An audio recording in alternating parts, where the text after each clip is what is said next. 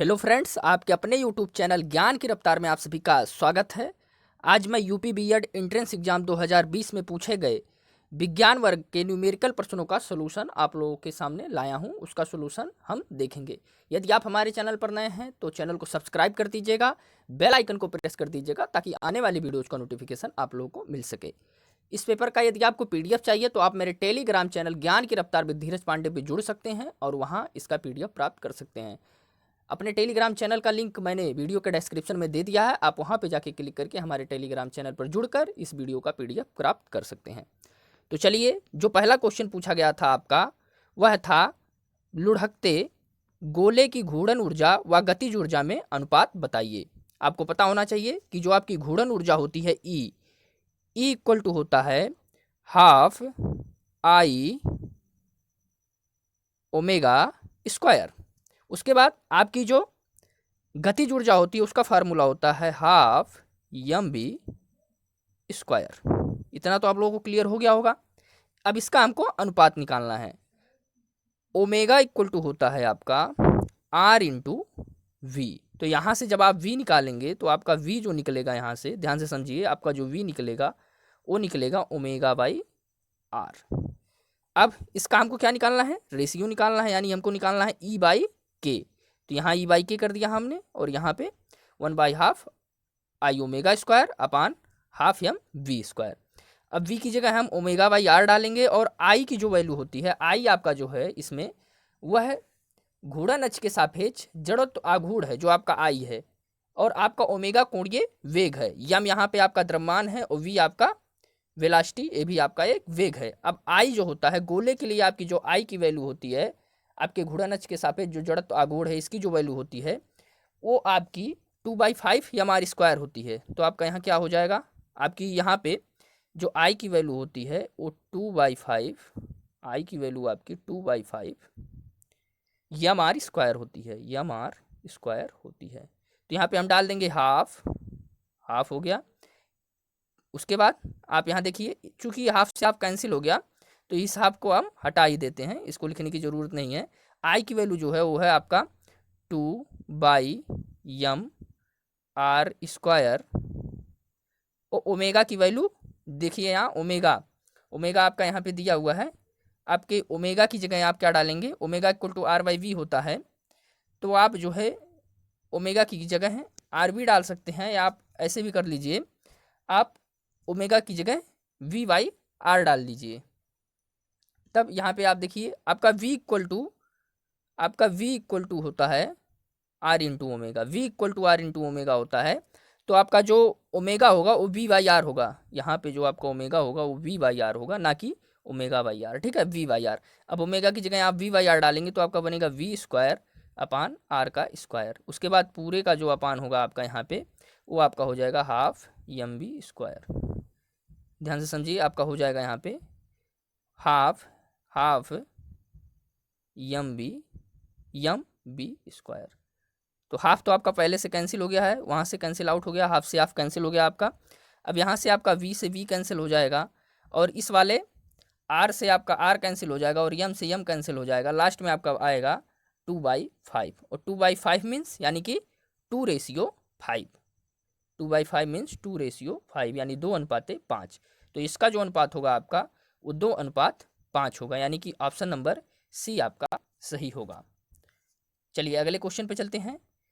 यदि किसी कण के संवेग को 20% बढ़ा दिया जाए तो गतिज ऊर्जा में कितने % की वृद्धि होगी?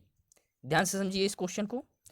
कोई कण है, उसका संवेग 20% बढ़ा दिया जा रहा है। आपको पता होना चाहिए कि आपका जो संवेग होता है P इक्वल टू आपका जो होता है वो होता है mv, P equal to mv होता है।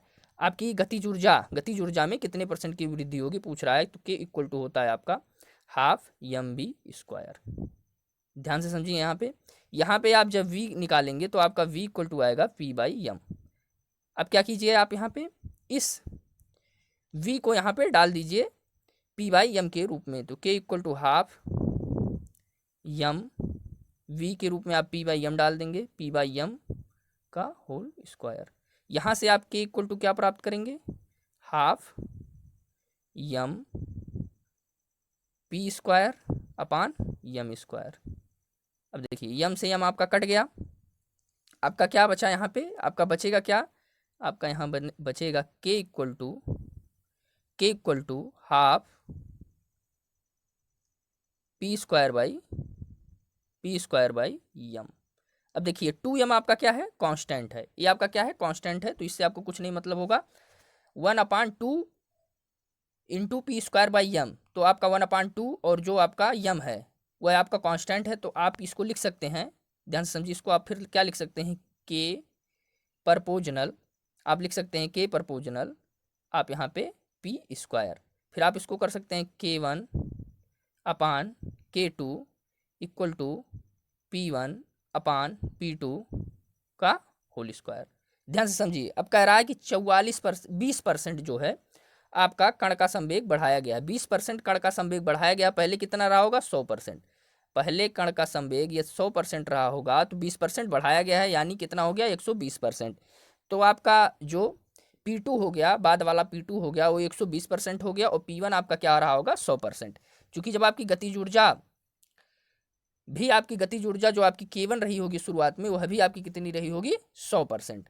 तो आपका संवेग भी 100% था, और आपका जो आपका गतिज ऊर्जा वह भी 100% था, लेकिन आपने संवेग को कितना बढ़ा दिया, 20%। तो जब आपने 20% बढ़ा दिया, तो आप ऐसे आपका निकल के आएगा K1/K2 इक्वल टू, यहाँ पे देखिए पहले आपका कितना था, 100, पहले आपका कितना था, 100, आपने कितना बढ़ाया, 20%, कितना हो गया, 120 का होल स्क्वायर, ये आपका बनेगा। इसके बाद आपका क्या बनेगा, देखिए यहाँ पे फिर आपका क्या बनेगा, के जो है हम ले रहे हैं यहाँ पे, के आपका पहले से आप क्या मानेंगे इसको, आप भी क्या मानेंगे इसको, पहले से ही 100 मान लेंगे। इसके बाद आपका K2 यही आपको निकालना है कि गतिज ऊर्जा में कितने परसेंट की वृद्धि होगी, K2 में कितने परसेंट की वृद्धि होगी। आप P1 की जो वैल्यू है आपकी, वो आपकी कितनी है, 100 आपने माना था, तो ये आपकी 100 है, और बाद वाली कितनी हो गई है, P2 120 हो गई, इसका होल स्क्वायर, 0 से 0 आपका कट गया। यहाँ पे आप ध्यान दीजिए, आप जब इसको करेंगे तो ये आपका 100/144 आ जाएगा, ध्यान से समझिए इस बात को। अब देखिए यहाँ पे 100 यहाँ पे है, तो 100 आपका यहाँ से कट जाएगा। इसके बाद आपकी जो K2 की वैल्यू आएगी, K2 की वैल्यू आ गई, वो आपकी 144 आ गई, 144%। अब देखिए K2 की वैल्यू कितनी आ गई, 144%। अब ध्यान से समझिए, K1 कितना था आपका, 100% था शुरुआत में, और K2 कितना हो गया है आपका, 144, यानी 144% हो गया। अब इन दोनों के बीच का डिफरेंस कितना है, 44%, यानी गतिज ऊर्जा में कितने परसेंट की वृद्धि हुई, तो आपका जो ऑप्शन नंबर ए सही है वो होगा आपका, यानी कि 44%। चलिए अगले क्वेश्चन को करते हैं। एक स्प्रिंग का बल स्थिरांक के है, इसे दो टुकड़ों में इस प्रकार बांटा जाता है कि एक टुकड़ा दूसरे टुकड़े की लंबाई से 2 गुना है, तब लंबे टुकड़े का बल स्थिरांक क्या होगा। ध्यान से समझिए, तो लंबे टुकड़े का बल स्थिरांक क्या होगा। मान लीजिए आपका एक टुकड़ा है यल, ध्यान से समझिए, इसको हम दो भागों में बांट रहे हैं, दो भागों में इस प्रकार बांट रहे हैं कि एक टुकड़ा, यानी कि मान लीजिए पहला टुकड़ा जो है वो दूसरे टुकड़े से 2 गुना, यानी पहला टुकड़ा मान लीजिए 2l है, और दूसरा टुकड़ा यहीं से दो भागों में हम इसको बांट रहे हैं, और दूसरा टुकड़ा आपका यल हो गया, यहाँ से यहाँ तक की डिस्टेंस यल हो गई, और यहाँ से यहाँ तक की डिस्टेंस 2l हो गई। अब हमको बल स्थिरांक निकालना है, तो हम एक फार्मूला जानते हैं, K proportional 1/l, K proportional 1/l। अब यहाँ से जब हम निकालेंगे K1 आपका, तो K1 जब हम आप यहाँ से निकालेंगे तो L1 वाली लेंथ रखेंगे, तो जब L1 वाली लेंथ रखेंगे हम, इससे पहले आप यह जान लीजिए कि टोटल लेंथ इसकी कितनी हो गई, 2l, और l मिलके कितना हुआ, 3l। तो इसको जब हम रेशियो में डिवाइड करेंगे तो ये आपका क्या आएगा, 2/3, और ये आपका आएगा 1/3, यानी आपकी जो L1 हो गई है आपकी वो 2/3 हो गई है, और आपकी जो L2 हो गई है वो 1/3 हो गई है। अब यहाँ आप निकालिए पहले 1/L1। अब पहला वाला निकालते हैं, तो K1 equal to 1/L1, L1 की वैल्यू कितनी है आपकी, 2/3, यानी कि आप जब 1/2/3 डालेंगे इसमें, तो आपका निकल के आएगा 2/3K, 2/3K आ गया आपका। यह कौन सा हुआ आपका, बड़ी लंबाई वाला, यानी कि एक टुकड़े दूसरे लंबाई से 2 गुना अधिक है, तो आपको क्या निकालना है इसमें जो आपका बड़ा टुकड़ा है, बड़े वाले टुकड़े की आपको क्या करनी है, लंबाई निकालनी है, तो लंबे वाले टुकड़े का बल स्थिरांक निकालना है, और लंबे वाला टुकड़ा क्या है आपका, 2l है, और इस 2l को आपने निकाल लिया, तो आपका कितना आया, 2/3, यहाँ पे देखिए आपका आ गया 2/3K, तो इसका जो सही आंसर होगा आपका 2/3K होगा। अब मान लीजिए आपको छोटे वाले का निकालना हो, तो छोटा वाला क्या था, K2 इक्वल टू 1/L2, 1 यहाँ पे ध्यान से समझिए, आपका K2 इक्वल टू आपका 1/L2, 1/L2, L2 कितना था आपका 3 था, तो ये आपका कितना आ जाएगा, यहाँ ध्यान से समझिए, ये कितना था आपका 1/3 था, तो ये आपका कितना आ जाएगा 3, यानी जब इसका निकालेंगे तो आपका ये आएगा 3K। लेकिन आपको बड़े वाले का निकालना था, तो बड़े वाले का जो सही आंसर है आपका वह है आपका 3/2K। चलिए अगले क्वेश्चन पे हम चलते हैं। एक बिंदु पर कार्य करने वाले दो बलों का योग 16 न्यूटन है।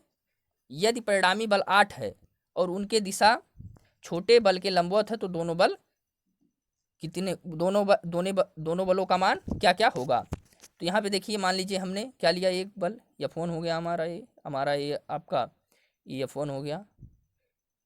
यहाँ पे हम ऐसे ले रहे हैं दो बल, देखिए यहाँ ध्यान से, मान लीजिए हमारा क्या हो गया, F2 हो गया, ये हमारा F1 हो गया। इस F1 वाले के लंबवत है, जो हमारी ये बल है वो इस F1 वाले के लंबवत है। ये हमारा F1 है, ये हमारा F2 है। हमारा जो परिणामी बल है वो 8 न्यूटन है, और किसके लंबवत है, छोटे वाले के, यानी छोटा वाला हमने F माना है, तो इसके लंबवत है, तो यहाँ पे 90 डिग्री बनेगा, ध्यान से समझिए, और इसका मान कितना है 8 न्यूटन है। यहाँ पे 90 डिग्री बनेगा, इसको हम यहाँ से मिला देंगे, ये हमारा F2 हो जाएगा। अब यहाँ ध्यान से समझिए, ये हमारा कितना है 8 न्यूटन है, जो परिणामी बल है हमारा वो आपका कितना है 8 न्यूटन है। कह रहा है कि दोनों का योग, दोनों बलों का योग, यानी F1 माना हमने, दो बल है हमारे पास F1 plus F2, F1 plus F2 आपका जो है वो 16 न्यूटन है। अगला ध्यान से समझिए, कह रहा है कि उसके बाद आपको क्या निकालना है, दोनों बल आपके कौन कौन से होंगे। तो हमने माना F1 इक्वल टू x हमने मान लिया यहाँ पे, ध्यान से समझिए। अब यहाँ पे F2 इक्वल टू क्या हो जाएगा, यहाँ पे इस इक्वेशन में डालेंगे तो 16 माइनस x हो जाएगा। आपका जो F2 होगा वो आपका 16 माइनस x हो जाएगा। अब यहाँ से हमको एक फार्मूला निकलेगा, पाइथागोरस प्रमेय से आपका यहाँ एक फार्मूला बनेगा, ध्यान से समझिए। यहाँ पे यहाँ देखिए 90 डिग्री बन रहा है, इसके सामने जो होती है हाइपोटेनियस यानी कि कर्ण होती है, और ये आपका बेस यानी कि आधार होता है। तो जब आप फार्मूला बनाएंगे तो आपका क्या बनेगा, F2 का स्क्वायर आपका बनेगा F का स्क्वायर प्लस F1 का स्क्वायर, यहाँ ध्यान से समझिए। इसके बाद आपका F2 क्या है, अगले लाइन पे देखिए, आपका F2 क्या है 16 माइनस x का होल स्क्वायर हो जाएगा आपका, F1 का स्क्वायर यानी कि x स्क्वायर, और आपका 64 हो जाएगा, जो आपका F का स्क्वायर है, जो आपका परिणामी है। यहाँ से आप निकालेंगे तो 256 माइनस x का स्क्वायर। इसके बाद आपका आएगा यहाँ x का स्क्वायर और प्लस 64। यहाँ पे देखिए a square plus b square minus 2ab भी होगा, यानी कि माइनस 2ab यानी कि आपका 32x यहाँ पे होगा 32x। अब देखिए आपका x स्क्वायर से x स्क्वायर कैंसिल हो गया, आपका बचा क्या, आपका बचा 256 माइनस 32x इक्वल टू 64। अब देखिए इधर इसको इधर लाएंगे और 32 को उधर ले जाएंगे, तो आपका क्या बनेगा 32x इक्वल टू 256 माइनस 64। आपका बचेगा क्या है यहाँ 32x इक्वल टू क्या होगा आपका 192। इसके बाद आपका x की वैल्यू क्या होगी 6, आपकी x की वैल्यू क्या हो गई 6, और यही आपका x क्या था F1 था, x की वैल्यू आपकी हो गई 6, यानी यही आपका F1 था, F1 इक्वल टू हो गया 6। तो आपको पता था कि F1 plus F2 equal to कितना था 16, और आपने F1 की वैल्यू 6 पा ली है, तो F2 की वैल्यू कितनी होगी, ये 6 प्लस F2 इक्वल टू 16 हो गया, तो F2 इक्वल टू जो हो गया आपका 16 माइनस 6 यानी कि 16 माइनस 6 इक्वल टू 10 न्यूटन। ये आपका 10 न्यूटन हो गया, और आपका F1 कितना आया था 6 न्यूटन आया था। तो इसका जो सही आंसर होगा आपका वो ऑप्शन नंबर कौन सा हो जाएगा, ऑप्शन नंबर आपका ए इसका जो है वो सही आंसर होगा। अगला क्वेश्चन देखते हैं। कह रहा है यदि पृथ्वी व सूर्य के बीच की दूरी आधी कर दी जाए तो पृथ्वी पर कितने दिन होंगे। चलिए इसका सोल्यूशन करते हैं। कैपलर लॉ से आपने कैपलर का लॉ पढ़ा होगा, वह होता है T square proportional R cube, T square proportional R cube. यहाँ ध्यान से समझिए, किसको आधी करनी है, दूरी को यानी डिस्टेंस को आधी करनी है, यानी कि आपको आर को आधी करनी है। आर पहले क्या था, मान लीजिए R1 था, बाद में क्या हो गया, ये बाद में R2 जो होगा आपका, मान लीजिए R1 आपका R था, तो R2 आपका क्या हो जाएगा आधा, यानी R/2 2 हो जाएगा। अब यहाँ आप इसको लिख सकते हैं T1/T2 का स्क्वायर इक्वल टू R1/R2 का स्क्वायर। आराम से इसको आप लिख सकते हैं। इसको हम पलट देंगे। जब हम इसको पलट देंगे तो पलटने के बाद हम इसको क्या लिख सकते हैं, T2/T1 का स्क्वायर इक्वल टू R2/R1 का स्क्वायर। ध्यान से समझिए।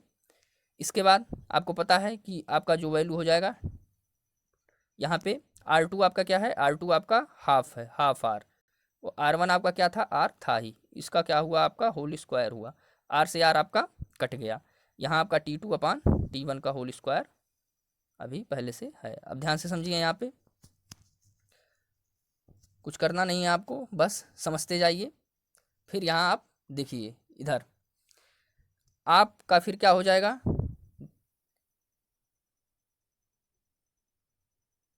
यहाँ पे T2/T1 का होल स्क्वायर आपका क्या हो गया, ये 1/4, ये आपका 2/3 था ना, तो 1/2 पे पावर 2/3, क्योंकि R से R कट गया था, आपका 1/2 बचा हुआ था। अब यहाँ पे हम इसको ट्रांसफ़र कर देंगे तो T2/T1 जो बनेगा आपका वो बन जाएगा 1/2 पे पावर 3/2। इतना बात समझ में आया। इसके बाद हम क्या करेंगे, यहाँ से T2 इक्वल टू आपका क्या हो जाएगा T1 और 1/2 पे पावर 3/2। ध्यान से समझिए। मान लीजिए पहले अब क्या करनी है, आधी करनी है किसको, डिस्टेंस को। पहले कितना टाइम होता था जब आधा नहीं होता था, तो आपका T1 कितना होता था, 365 दिन होता था। 365 दिन, पहले आपके एक साल में कितने दिन होते हैं, 365 दिन, एक वर्ष में आपके 365 दिन होते हैं। लेकिन जब आधा करने के बाद क्या होगा, तो T1 की वैल्यू आप यहाँ 365 डालेंगे पहले वाला, फिर इसको आप लिख सकते हैं क्या 1/4, क्यों, क्योंकि आप लिख सकते हैं 1/2 का होल स्क्वायर, और इसके बाद आप लिख सकते हैं 1/2 पे पावर 1/2 यानी कि रूट में 2, यानी कि रूट में 1/2। इसके बाद आप ध्यान से समझिए, ये कितना हो जाएगा आपका 365 हो जाएगा। 1/4 का मतलब 0.25 और आपका 1/√2, इसकी जो वैल्यू आएगी आपकी वो आप सॉल्व कीजिएगा इसको।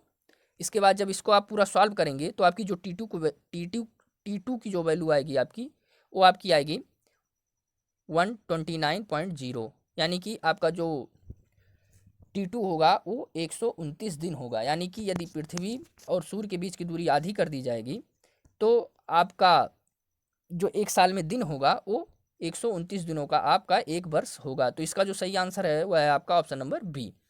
अच्छा, यदि दुगनी कर दी जाए, यदि सूर्य और पृथ्वी के बीच की दूरी को 2 गुना कर दिया जाए तो कितने दिन होंगे एक वर्ष में, तो आपको मैं बता दे रहा हूँ 1032 दिन होंगे एक वर्ष में।